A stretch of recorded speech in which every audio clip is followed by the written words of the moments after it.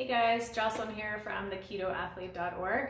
Today we're going to go over the results of the green banana versus ripe banana experiment.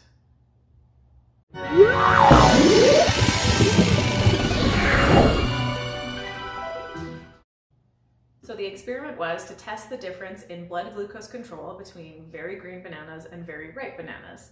The experiment was 120 grams of bananas in both cases, which amounts to about 30 grams of total carbohydrate. On 2 separate days. I was wearing a Freestyle Libre continuous glucose monitor, a little implant in my arm for instant blood glucose feedback. And then using a Freestyle Precision Neo kit to test my blood ketones via finger pricks.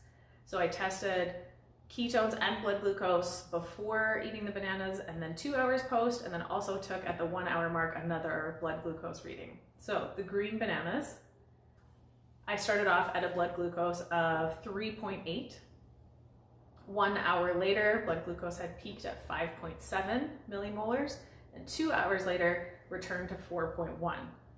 Ketones started at 0.5 millimolars, just meeting the beginning threshold of nutritional ketosis, and 2 hours later, the ketones had only gone down to 0.4. So hardly a change at all, which is interesting.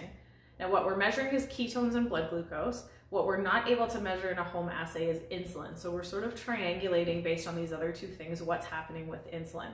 If blood glucose experiences a small rise and then a return back to normal, but without much of a change in the ketones, that means it did not take very much insulin to keep that blood glucose under control.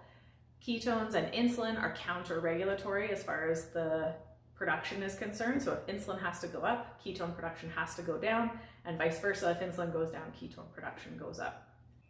On day 2, with 120 grams of very ripe banana, I started with my blood glucose at 4.0.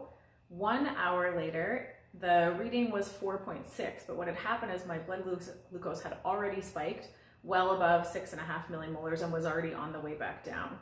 At the 2 hour mark, it had only corrected to 4.5. So from the 1 hour to the 2 hour mark was basically unchanged.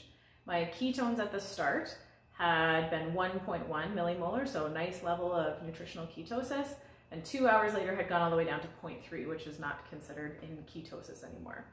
So with the green bananas versus the very ripe bananas, one of the major differences I saw was the peak blood glucose measured. For the green bananas, it was 5.7 millimolars, and for the very ripe bananas, we topped out over 6.5 millimolars.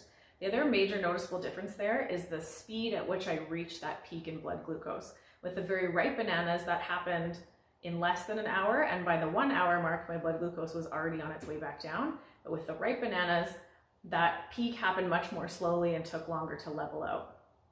Now with neither the green bananas or the ripe bananas was I able to stay in nutritional ketosis, but given the rapid increase and then decrease of that blood glucose with the very ripe bananas, that indicates a probably high dump of insulin required to correct that blood glucose that quickly, which is why I saw such a stark decline in my ketones with the very ripe bananas, but not so much with the green bananas. So with neither one was I able to stay in nutritional ketosis, but if I ever was to eat a banana, certainly the green one would be the better choice. Thanks for watching.